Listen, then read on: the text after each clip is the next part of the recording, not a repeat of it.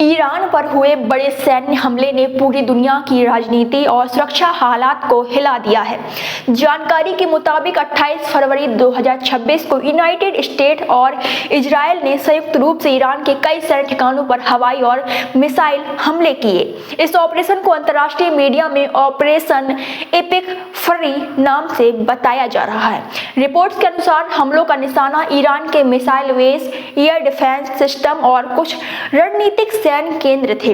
राजधानी तेहरान समेत कई शहरों में जोरदार धमाकों की आवाजें सुनी गई, आसमान में धुएं के गुबार देखे गए और कई इलाकों में बिजली और संचार सेवाएं भी प्रभावित हुईं। सबसे बड़ी और चौंकाने वाली खबर यह है कि कुछ अंतर्राष्ट्रीय रिपोर्टों में दावा किया गया है कि ईरान के सर्वोच्च नेता अयतुल्लाह अली खामनेई इस हमले में मारे गए। हालांकि इस पर आधिकारिक स्तर पर अलग अलग दावे सामने आए हैं और पूरी तरह स्पष्ट स्थिति को लेकर अभी भी अंतर्राष्ट्रीय स्तर पर चर्चा जारी है।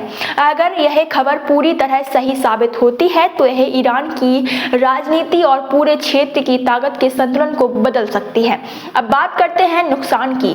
शुरुआती रिपोर्टों के मुताबिक सैकड़ों लोगों की मौत और कई सौ लोगों के घायल होने की खबर है। सैन्य ठिकानों के अलावा कुछ रिहायशी इलाकों को भी नुकसान पहुंचा। एक स्कूल पर मिसाइल गिरने की भी खबर आई है, जिसमें बच्चों के हाथाहाथ होने की जानकारी सामने आई।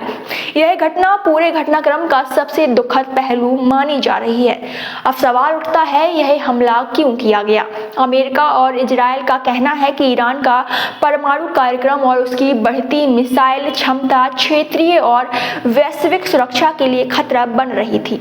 लंबे समय से ईरान और पश्चिमी देशों के बीच परमाणु समझौते को लेकर तनाव चल रहा था। कई बार चेतावनी भी दी गई थी कि अगर ईरान ने अपनी गतिविधियां नहीं रोकी तो सैन्य विकल्प अपनाया जा सकता है।